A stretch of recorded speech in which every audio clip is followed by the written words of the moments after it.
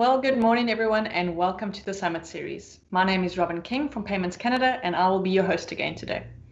And I'm really excited about the topic we have today. It is such an interesting space, and we've got some fantastic speakers lined up for you today who will be talking about the future of retail payments in Canada. Now, as always, we'll leave time at the end for audience questions, so please do use the little Q&A box that you see on your screen, and we will get to as many as possible later on. Today, I'm joined by Megan Jones from Canadian Tire Financial Services, Alvin Chan from Cadillac Fairview, and our own John Cowan from Payments Canada. So welcome, everyone. Let's start with introductions, and then we'll jump straight in. Alvin, I'll start with you. Great. Well, thanks, Robyn, and thanks for the opportunity to join this discussion today. My name is Alvin Chan. I'm with Ravel by CF, which is a division of Cadillac Fairview focused on digital and innovation, really looking at how we can bridge the physical experience with the digital. And really looking forward to sharing what Cadillac Fairview has done over the past 12 months and talking about what's coming next in the retail payments landscape. Thanks, Aaron. And Megan? Yeah, thanks, Robyn. So Megan Jones, I head up the financial product and services and customer experience teams at Canadian Tire Bank, which is the financial services arm of Canadian Tire Corporation. So we have about 1,400 employees across Southwestern Ontario and Niagara that run a large credit card portfolio and deposit business made up of high interest savings accounts, GICs, TFSAs, etc. So I'm very delighted to be here today, and thanks for inviting me. Well, thanks for being here. And John? Good morning, everyone. My name is John Cowan. I'm the Chief Technology and Operating Officer at Payments Canada. The Canadian economy depends on the exchange of billions of dollars each day. Payment Canada ensures that these financial transactions in Canada are carried out safely and securely. We underpin the Canadian financial system and economy by owning and operating Canada's payment systems, settlement infrastructure, including the associated systems, bylaw, rules, and standards. We really are the backbone to the Canadian economy, both in large value payment systems and also in our retail systems, where the vast majority of all transactions pass through our systems. I'm excited to talk about this topic with my peers today. Thanks, Robyn. Thanks, John. Okay, so for the first question, it's going to be a two-part question. And, the retail landscape has dramatically shifted over the last 13 months, I think probably more so than a lot of other industries.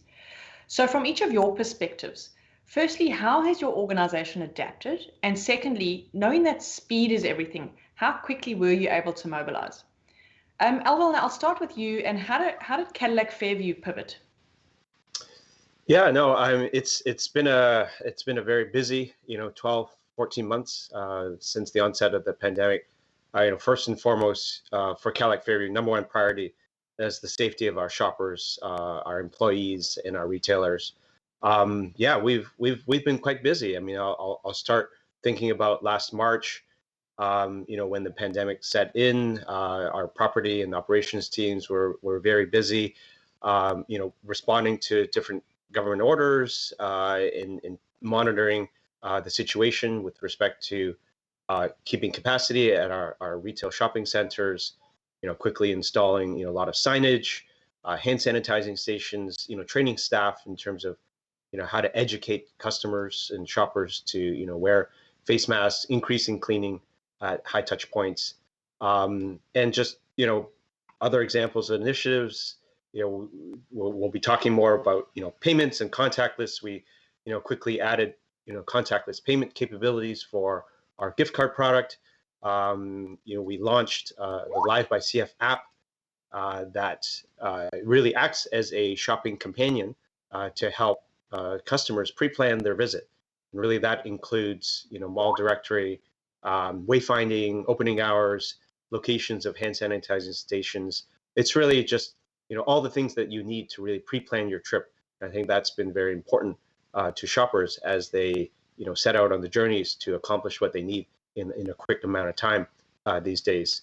And really looking ahead at, later on the summer, we launched something called CF Guest List, really acting as a line management tool to be able to allow customers to pre-book their appointments to various stores. We had lots of our retail partners like Pandora, Kiehl's, Lush, who adopted this tool. and felt it was very useful for them to manage lineups into the stores. Looking into the fall, we launched CF Eats, a virtual food court experience, really bringing together all our food court retailers in one spot where our shoppers could, continue to support dining and food in restaurant.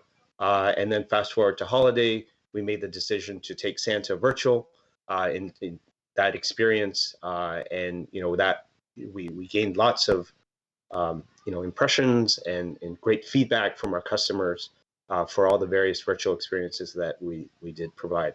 So yeah, no, definitely been a very busy year. Our teams have been able to pivot really quickly and respond to all the ever-changing situations that we've been put through over the last 12 months. Thanks, Darren.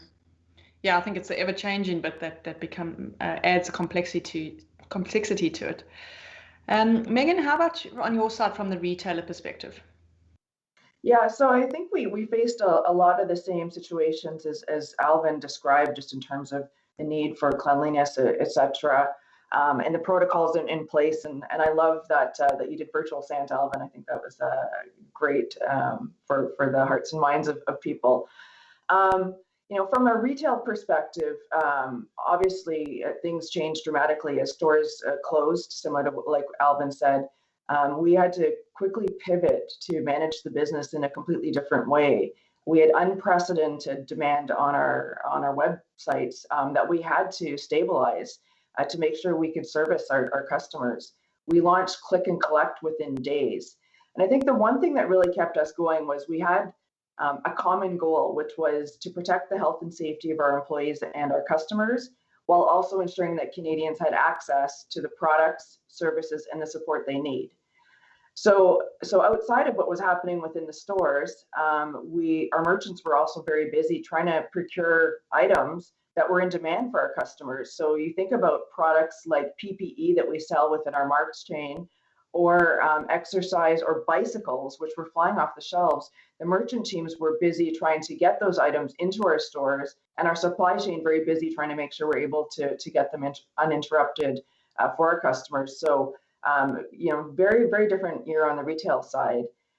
From a bank perspective, we did a few things right off the bat. First, as we see more demand for financing in the market, we put in 0% financing for 24 months across all of our banners on our cards. So the ability to if you spend over $150 to have access to financing was one thing. We had increased our tap limits on our cards for merchants to be used externally, as well as within our stores for people using tap to be $250 versus the $100 standard. We also were impacted from a credit card acquisition standpoint. Historically, the physical store channel has been a big channel for us to be able to attract customers because of their already immediate attraction to the brand, and with our value prop to be able to secure them in store. So we've had to pivot and be much more digitally. And today, over 3/4 of our new customers are coming in through digital channels versus physical bricks and mortar. Like other banks, we also very quickly offered financial relief programs. So any consumers who were facing financial hardship had offers that were made available to them to give them some relief at the beginning of the pandemic. And we continue to provide those offers and communicate them to our customers, which was a lot of work, of course, but the right thing to do. And I'd say that the final thing that really changed this year, and something I'm really proud of organizationally, is we really accelerated our work as it relates to diversity, inclusion, and belonging. So we had much more meaningful conversations. We saw grassroots employee resource groups set up across the organization as we were working from home for a common goal, or many of us were working from home for a common purpose.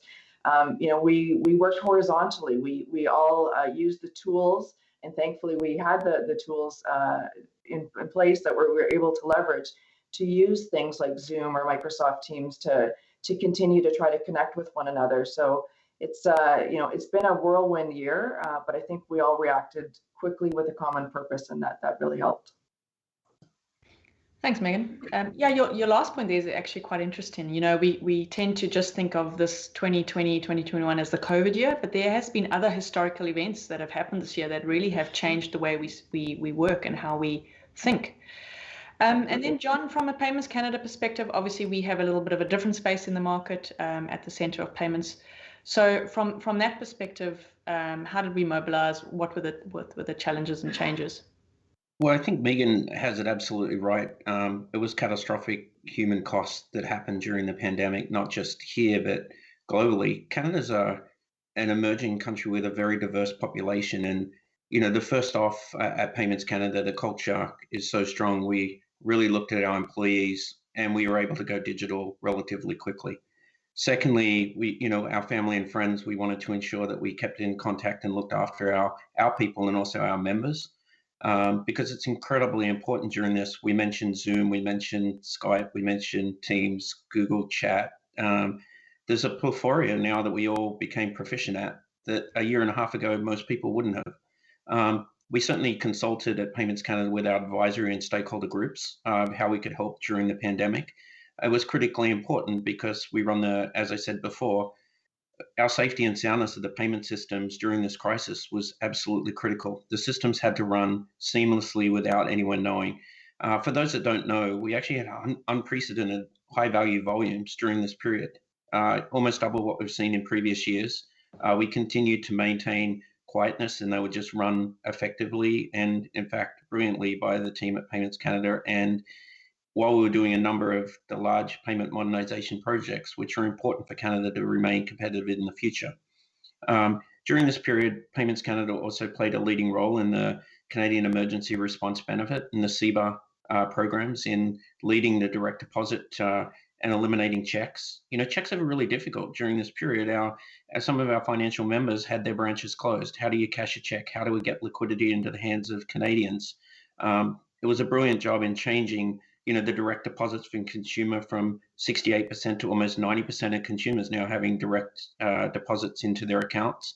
And similar, we took a lot of checks out of the system.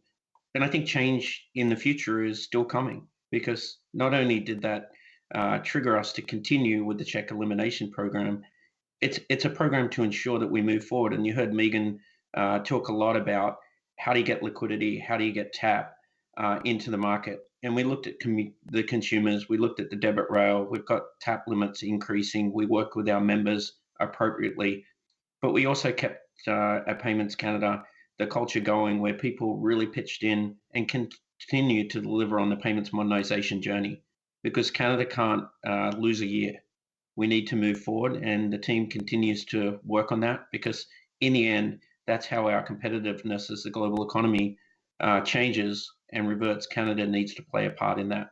So during this period, Payments Canada, I would say, was very quiet, which was a really good thing. We delivered unbelievable stability in our systems and we continued to manage the systems day and night across all of them. We also modernized some of our systems during this period, which also went brilliantly because no one really talked about them. So there wasn't any issues after the go lives. So I'm really proud of the culture at Payments Canada. I'm pleased to be here and I continue to look forward to supporting the Canadian economy. Back to you, Robyn. Thanks, John. It's so fascinating to hear the different perspectives on what the impact has actually been on retail. And I'm sure if we had to ask different types of retailers like mom and pop stores or grocery retailers, or even others on the value chain like wholesalers, if we ask them the same questions, we'd hear about a whole bunch of other things that have been impacted. So it really has been so widespread. I'm going to build now on what John was talking about there, and let's talk a little bit more about the rise in payments options. So what have each of you seen in terms of the current marketplace in that aspect of payments? Megan, I'll start with you again on a retailer perspective. Sure. So I touched a little bit on financing, and I'm sure you hear a lot more about that. The one thing that we saw was the rise from a credit card perspective, cashback and everyday rewards products were gaining market share at the expense of travel products. So we saw some shifts in how what types of cards consumers were using. We also saw strong sales in pharmacy and grocery, much higher basket size, lower frequency as consumers were going out less. And as that spend increased, we saw it offset by travel and petroleum, where people were not driving as often and filling up their tanks as often. I'll touch on the deposit side. Customers had more money to put into savings, which I think was a surprise outcome from where we started in terms of the pandemic. So our overall portfolio has grown over 500% since in the last year on our high interest savings accounts as consumers are putting money away, assuming they will start to respend again when things open up. But there is more money going into savings. We saw higher issuance of TAP, not surprisingly. Part of that is the limits increasing and things like John talked about, less checks, less cash in market. So people got digital much faster. I think we accelerated the pace of digitization. And we saw people across all age groups using digital servicing channels, getting more comfortable in those channels. So I think that was also strong. The other thing I would touch on is a higher usage of stored cards on retail sites. So people wanting to check out very quickly, not really thinking about the payment. The payment is embedded in the retail purchase. So it's not really a separate transaction. So that continued to be a trend. And, as a consumer, when I'm asked to enter a ton of information, that's now a barrier to me, which I wouldn't have been a year ago. So I think, we've adopted the technology very, very quickly. And so I think that will continue as well. Thanks, Megan. John, some of the observations from your side? Yeah, it's been an incredible year, and I think Megan touched on it. The way consumers and businesses look at their liquidity and look at the way they pay, it's meant to be seamless. The digital explosion has moved forward incredibly. We have people using digital now that never went down this path. We talked about increasing TAP limits. We increased the use of debit. And during the year, probably one of the major sequences we're seeing is the rise of the digital currencies. A year and a half ago, central banks, etc., were exploring digital currencies, but not really moving forward. In various jurisdictions, we're seeing a lot of discussions around, what we call the CBDC, the central bank digital currencies in different jurisdictions, and the rise of things like Dogecoin, Bitcoin, Ethereum. People didn't even read. It's like, when you think about it before, the digital explosion has led to new currencies and new techniques of how people will seamlessly interact with their clients. As I said, for Payments Canada itself, we saw an explosion in large value payments. The volumes and the values have never been at these levels. We've had record after record during this year, led by the government easing of the monetary policy, but we continue to do the liquidity. Elimination, Megan spoke about the in-store experience, etc., and not the elimination of cash, just cash as a different means. The importance of it was different. TAP was critically important. We saw for a period where the various credit card companies had increased their limits, and debit in Canada hadn't increased at the same rate. It's now consistent and will continue to increase because debit becomes as savings became more prevalent, more people were using the debit as an experience. As I said, our job at Payments Canada is just to run these transactions, run batch, run utility in the middle, make it quiet. We did that very well. And I listened to Megan and Alvin next around what they've done for the consumers in Canada. And it's incredible the journey we have and where we're going. I continue to look into the future around not the elimination of cash, but I think the use of cash will diminish. I think checks itself and the digitization of checks to get them through the faster payment rails will be critical. We've also looked at other jurisdictions of what they've done. No one stood still during COVID. When you talk about the future of payments, there's 43 countries currently working or in production for the faster payment rails in the consumer space. The interoperability of those over the next number of years will be an incredible change to the way payments are made, not just domestically, but also internationally. I think it's been incredible what retailers have been able to do. And I think when you hear stories like Megan said, they had click and collect up in 48 hours, I think was the amount of time. It's incredible what Canadians can do under pressure when we had to meet the client experience. Back to you, Robyn. Thanks, John. And then Alvin, from your perspective, obviously you have a view over all your tenants, and what observations have you seen in terms of the payments changing? Yeah, I think it really builds off a lot of the points that John and Megan were speaking about. I'll start with contactless payments. We've heard a lot about it. We've all experienced it in our own personal shopping journeys. And just, lots of research has been done, over the last 12 months, just surveying, shoppers and how they plan to interact with retailers that they, go to or plan to go to the future. And really even taking from some of the work that you guys have done at Payments Canada. Just I remember reading the stat, 37% of consumers being uncomfortable if they have to actually touch, a debit or credit card machine. So I think we're starting to definitely see not only those QSR merchants who have traditionally were the early adopters for contactless payments, but moving into general apparel, other goods where combined with the increase in the tap limits, just really allows for that seamless experience for Canadians to pay. And then that's just a good segue into just rise of mobile wallets. As consumers continue to look for contactless experience, convenience, quickness, and also safety and security. So we've seen a lot of increase in adoption of mobile wallets. I remember reading a stat coming out of the US just around Apple Pay having taken over Starbucks in terms of being the number one used wallet. So we're starting to see lots of increased use of mobile wallets, and again combined with that ability to tap up to $250 at various retailers. So that's definitely something that to keep an eye on. And then the last point, just in terms of we touched on use of debit. Definitely have seen a lot more use in debit, both in person as well as online. And again, coming back to some of the research, Payments Canada has done, just that huge incremental percentage of Canadians saying that they're turning to e-commerce, during this pandemic. I think that's no surprise, but just seeing those numbers is quite something to see that Canadians have. That amount of Canadians have turned to e-commerce as a channel and continue to plan to do so after the pandemic ends. And just the way in which they pay have actually changed as well, and an increase in use of debit online.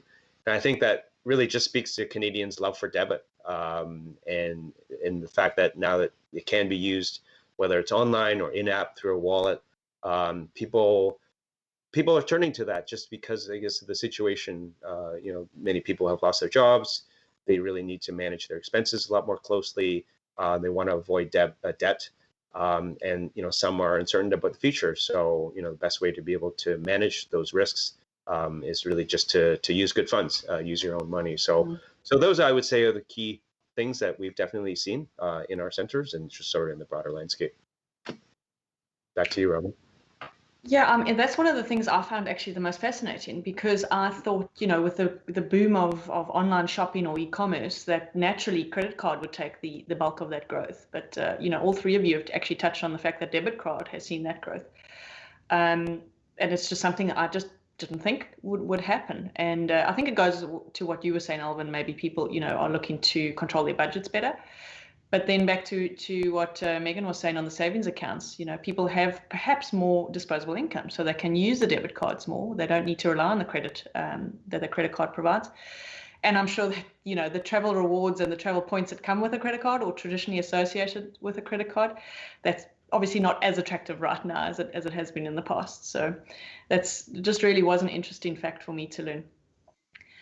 Okay, so my last question before we then go to the audience questions is, how do you think that this shift that we've seen in the retail payments and in e-commerce, how do you think that will impact the actual future of retail payments in Canada post-COVID? John, I'll start with you for this one. Yeah, no, I think it's already emerging. It's very clear. Canadians are looking at other jurisdictions of what's happening in their markets. The emergence of, buy now, pay later.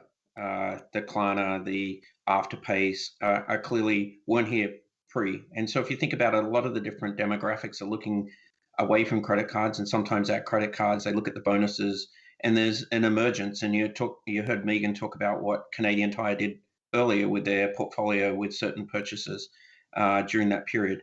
That's prolific in my home country of Australia, and now Canada. Obviously, it's coming in the US and it's growing. We look at the big brands like Canadian Tire and others, and Alvin will talk about the Cadillac Fairview suite of clients that they have. They're doing it themselves and/or partnering with people to make the seamless transactions better and giving multiple options at point of sale to the actual clients themselves. The virtual mall, the digital adoption rates we've talked a lot about. There's never been so much digital adoption happening in Canada. It's not just debit, it's not just credit.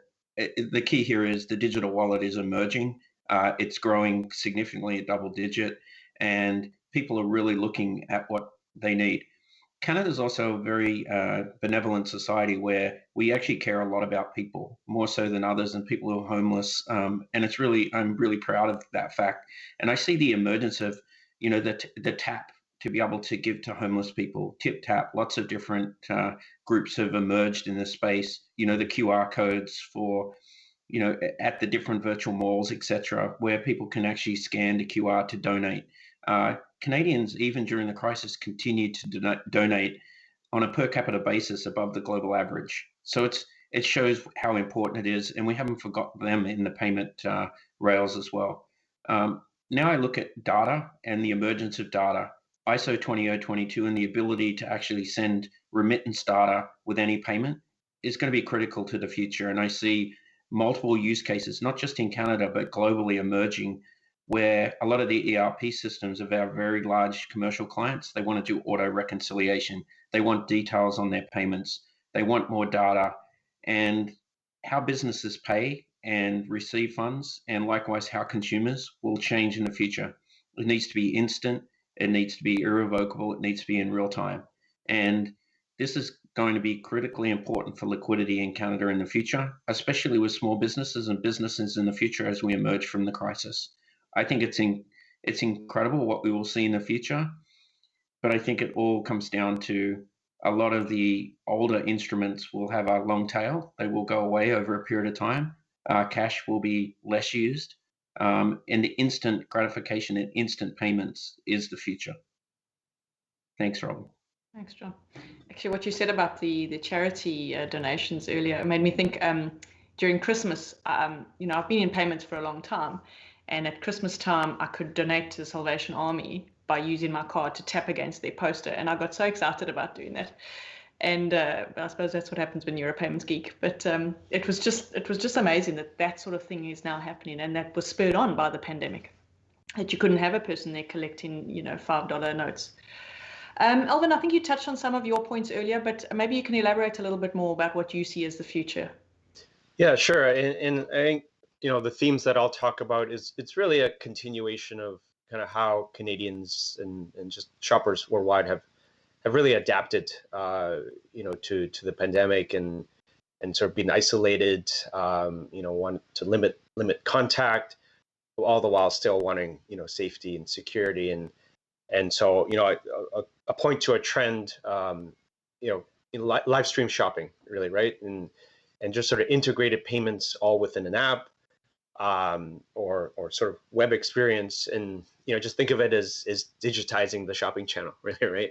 And just the numbers are staggering, right? Like I read, $60 billion globally in 2019 in terms of how much in goods were actually moved through this live stream shopping phenomenon, and really that began in China in the mid 2010s. A lot of the big players there moved sort of the ability for customers to have those remote experiences through the mobile devices, have people share, what they're buying, which quickly morphed into, how about I, buy it for me or buy it on your behalf.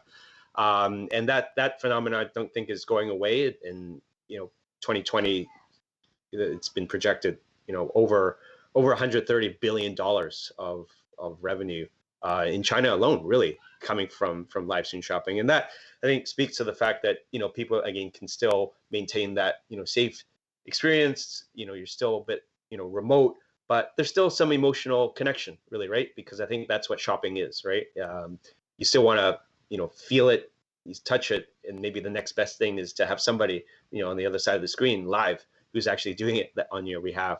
And really, we've seen, in the U.S., big players like Amazon, Facebook start to move into that method of delivery of goods as well. The next thing is just, again, talking about contactless, touch-free experiences. I think that'll continue. That's not going away. Curbside pickup, vending, self-service, kiosks, all those things combined with the ability to tap and pay. You look at, even Taco Bell, like they created a digital-only location in Times Square. It was all just about food lockers and kiosks. People could just, punch in their orders, pick it up from the little cubby. So that's definitely something I think that will continue. John talked about buy now, pay later. Huge trend that's happening.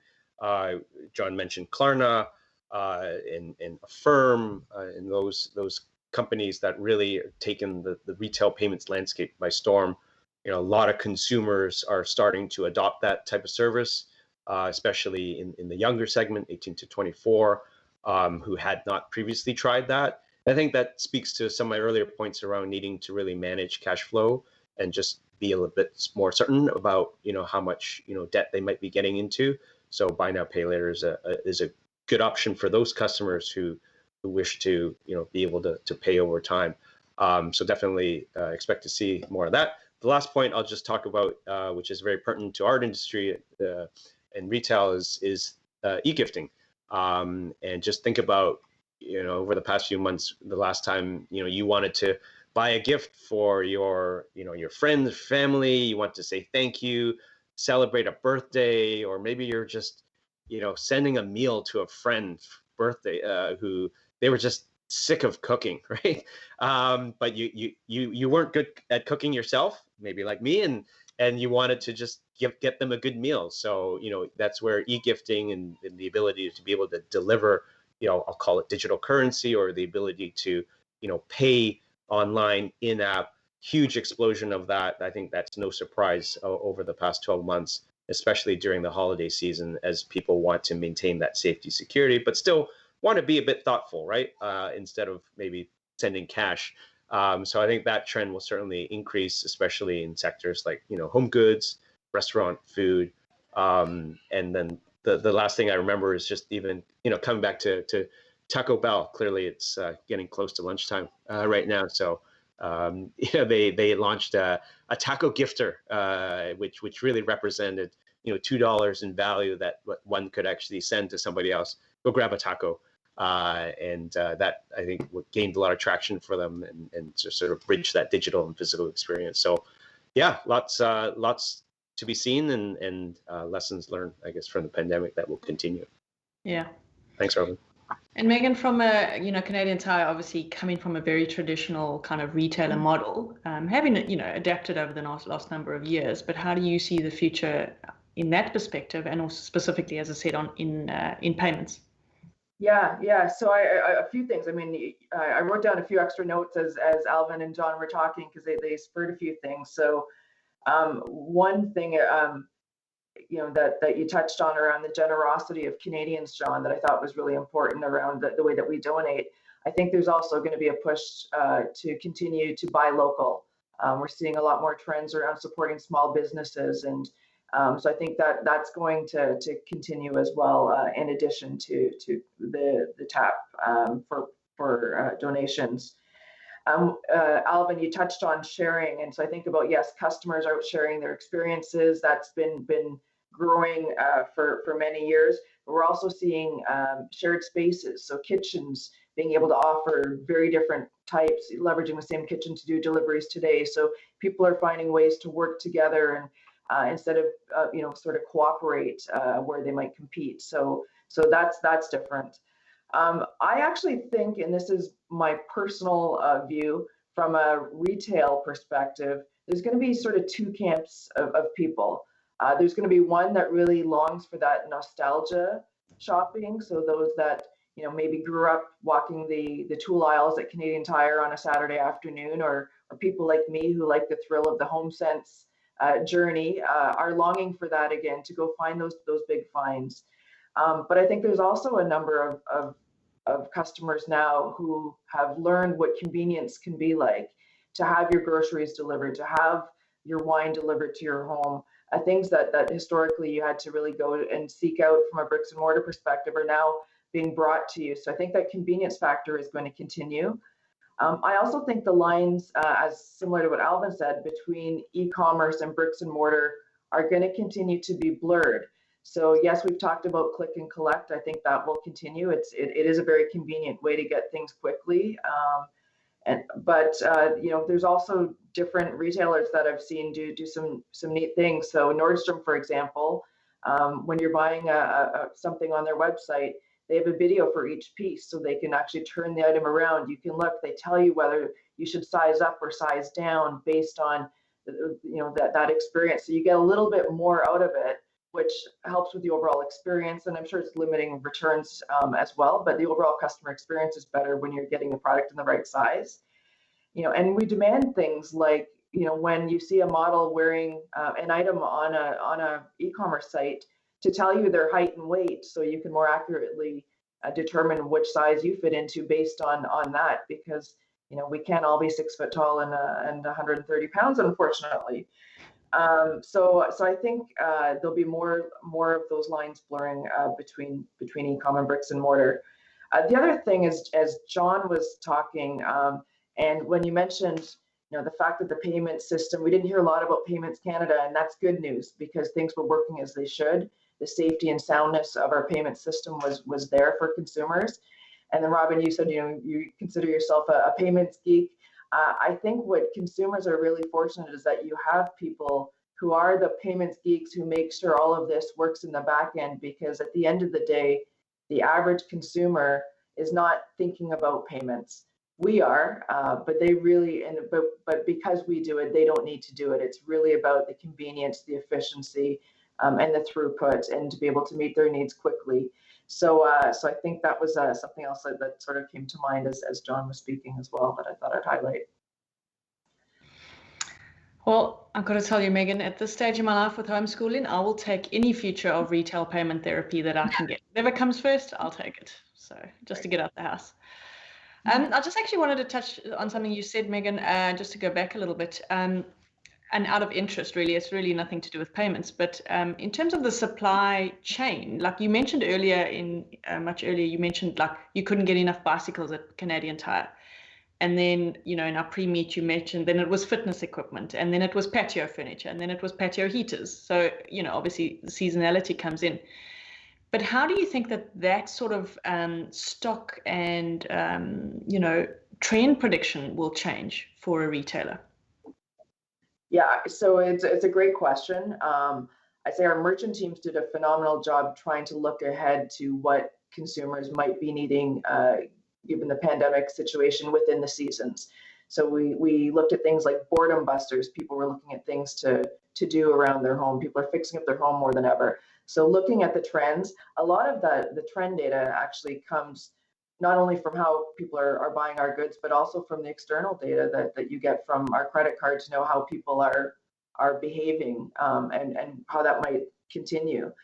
And I say that the merchant teams really leverage their relationships with both the manufacturers and other suppliers to be able to maximize their ability to deliver as much of the products that were in demand as they could during that time. And I think we all know there was a shortage. I think, I've heard bicycle sales were, as you know, we're through the roof, but having the ability to procure them both through our Sport Check and our Canadian Tire stores, and leverage more of the relationships than we, to be able to get those goods was really critical, as we said, that sort of brought back to our foundation of being able to get the products and services and support for the customers in Canada. So yeah, it's been a real wild ride for sure.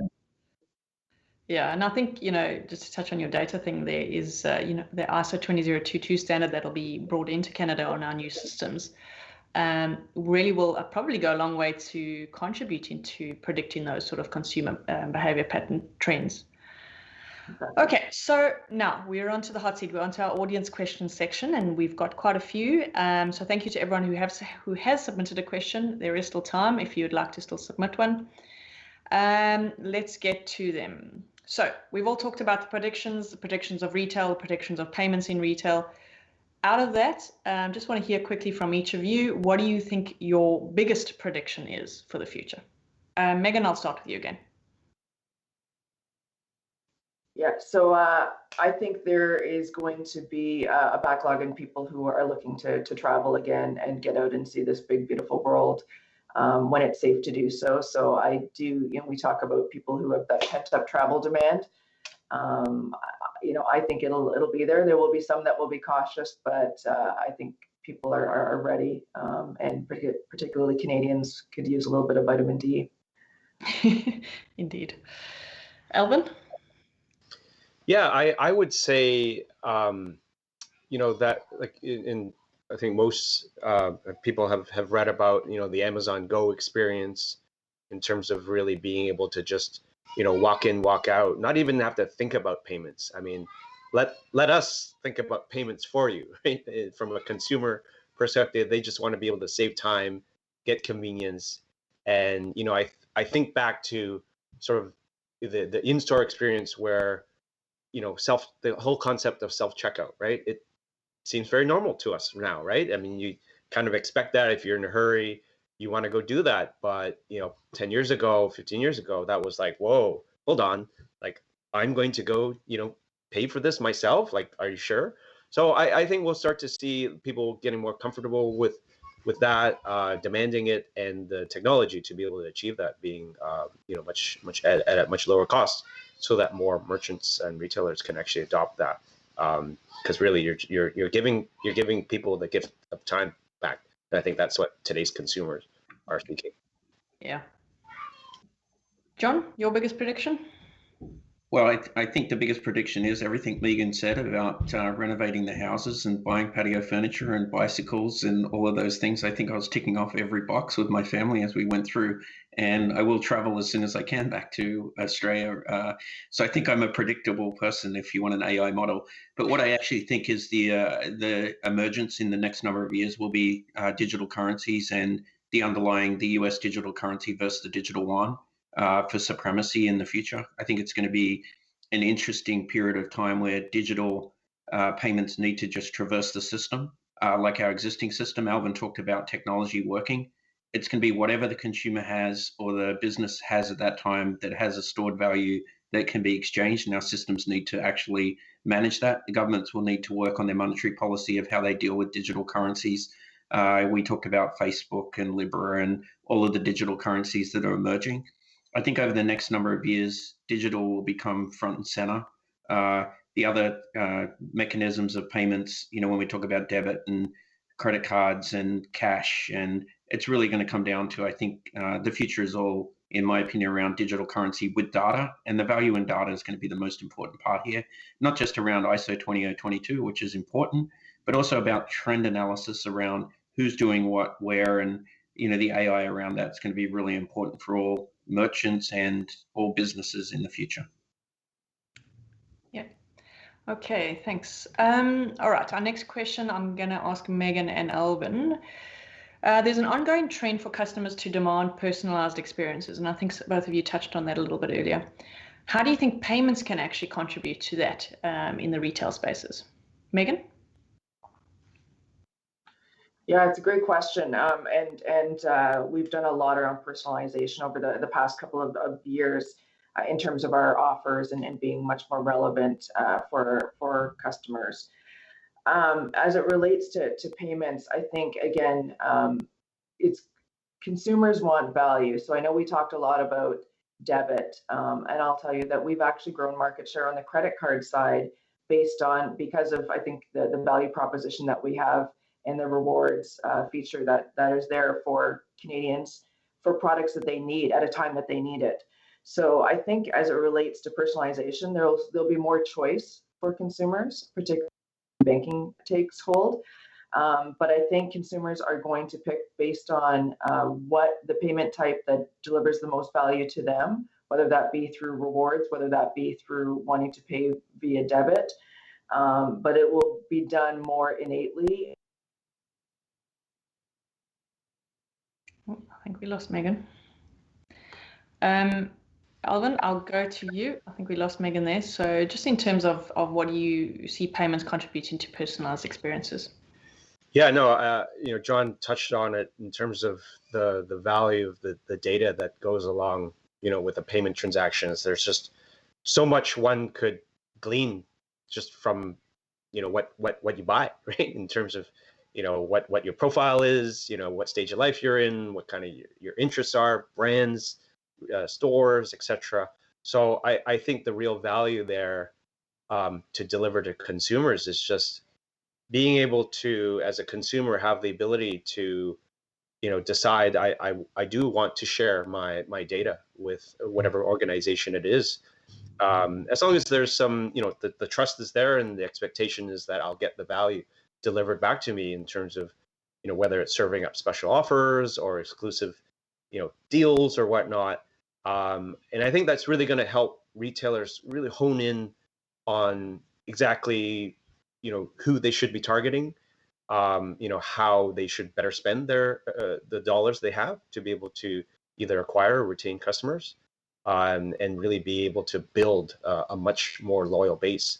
Because you kind of already know what people are doing. It's just about surfacing that and just giving people more of what they want, really, right?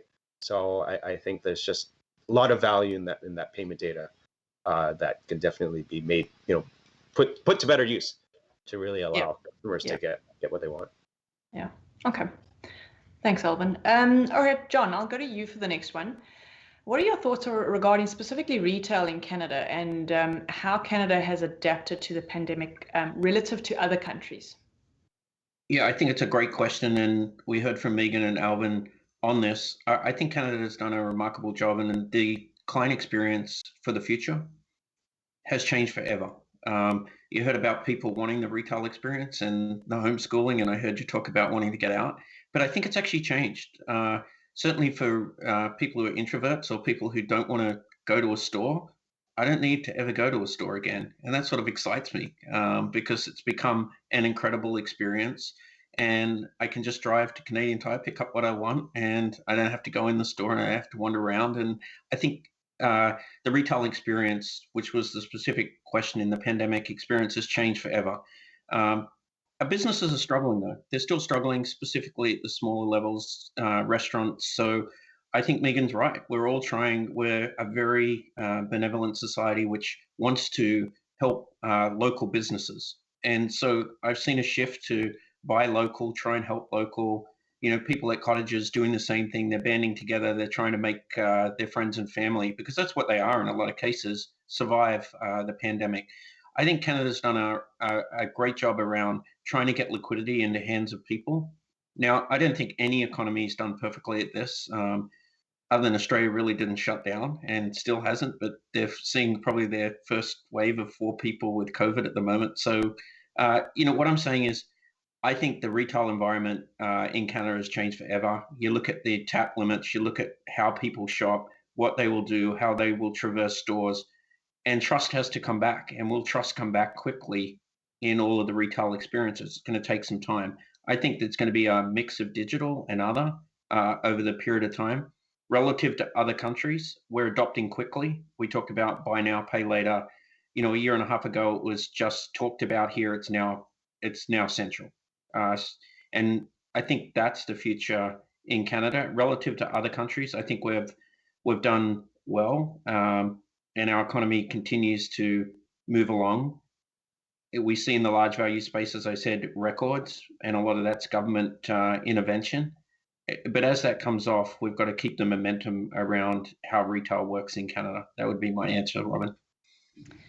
That's a good segue into our next question, which was, what is the downside of all this digital transformation of currency and payments? There's no free lunch and there's always a cost for something.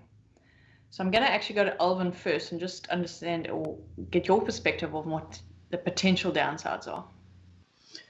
Yeah, I guess I'll go broad spectrum here, and just human to human interactions, right? I mean, the more we go digital, I've seen different things on the internet about, hey, how do I act when things, when we get out of the situation, how do I speak to somebody face to face? Maybe we've forgotten our way over the past year, but yeah, no, I think that, and there's lots of tools obviously to be able to bridge that gap, during this time, and I think that's, but very important that kids growing up these days, they need to have that face-to-face interaction and sort of get there out in the world. Talked about whether just in terms of costs to retailers, merchants, or whatnot, for digital. Yeah, I mean there are going to be costs just to be able to deliver the type of service, convenience, value, and I think as consumers demand it, I think the industry needs to respond. But I think there's still opportunities. I touched on just earlier in terms of how a retailer merchant can better spend those dollars in terms of acquiring exactly who you want to.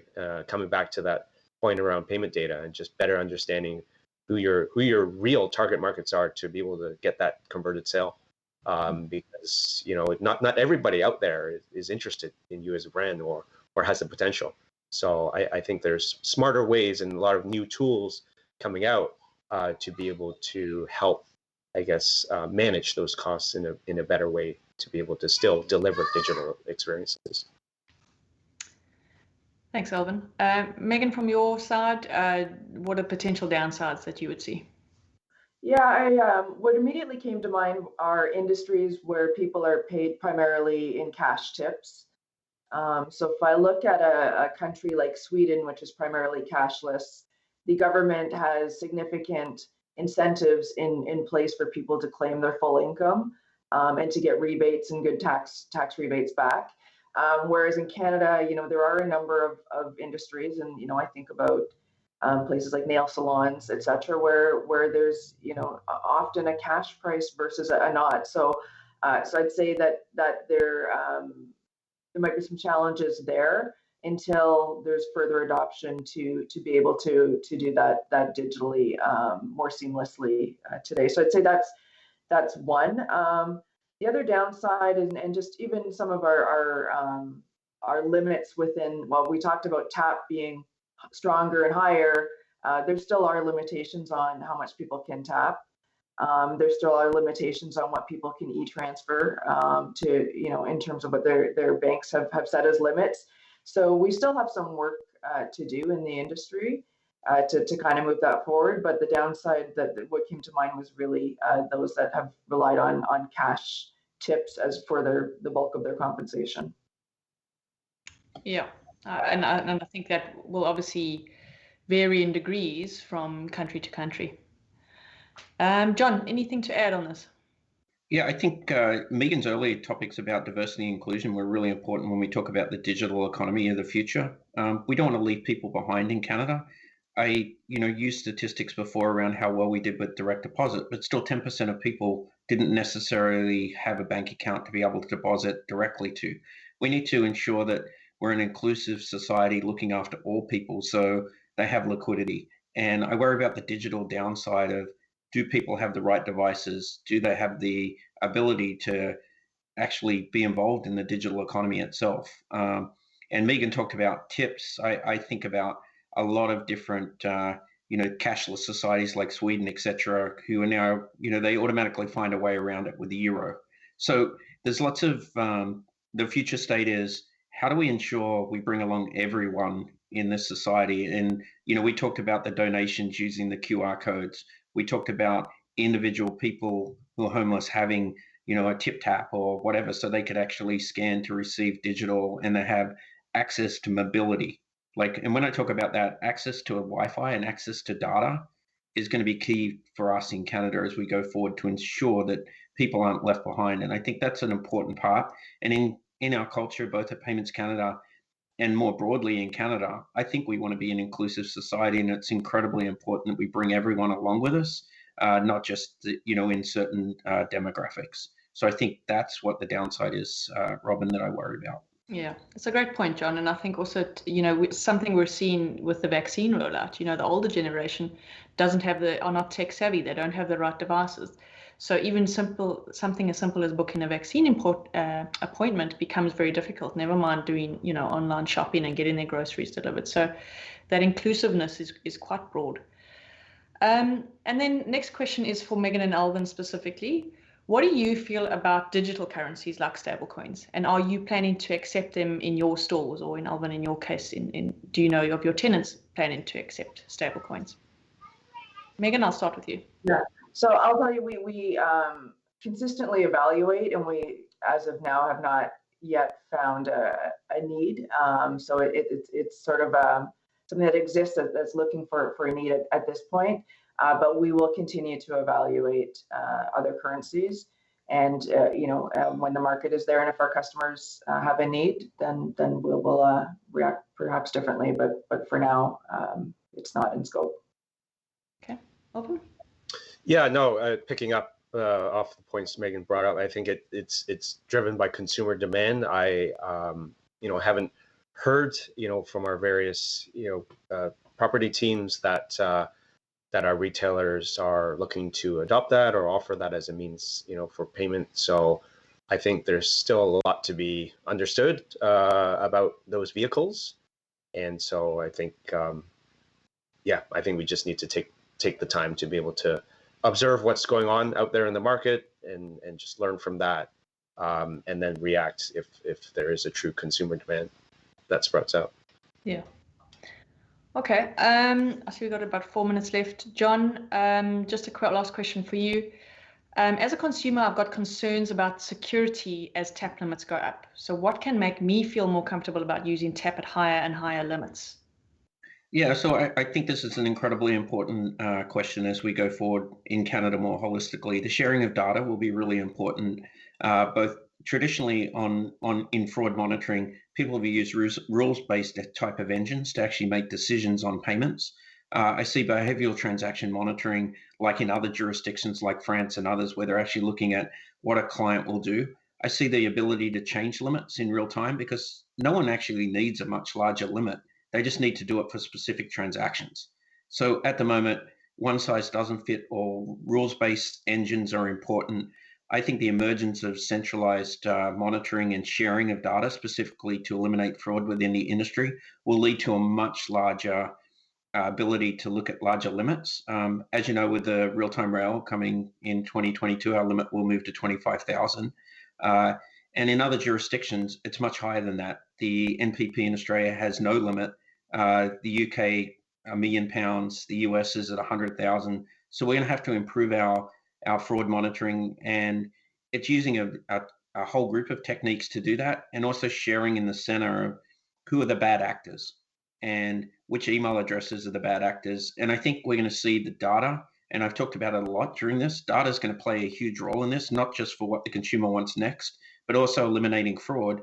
So all of the different businesses, be it Cadillac Fairview or Canadian Tire, actually will be able to increase that tap limit in real time to a larger place, and decisions will be made in real time.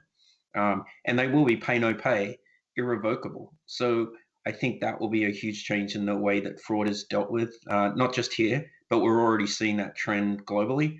And that leads to more competition into the market as well, because whoever has the lowest level of fraud will also be making larger returns and then investing more. So I see this as a really key enabler for not just businesses, but all of the financial institutions and new participants, the PSPs, etc., that are joining the market in Canada. Yeah, and it's also, like you said, it's also the consumer themselves. If they don't have a comfort level with the central limits, to be able to manage those limits themselves to their own comfort level. Well, that's all we've got time for today. So just want to thank the panelists so much. It's been an absolute pleasure, and it's been a fantastic discussion to finish off this series of this season of the Summit series. And we hope to see you all virtually at the Summit, which is going to be taking place at the end of May.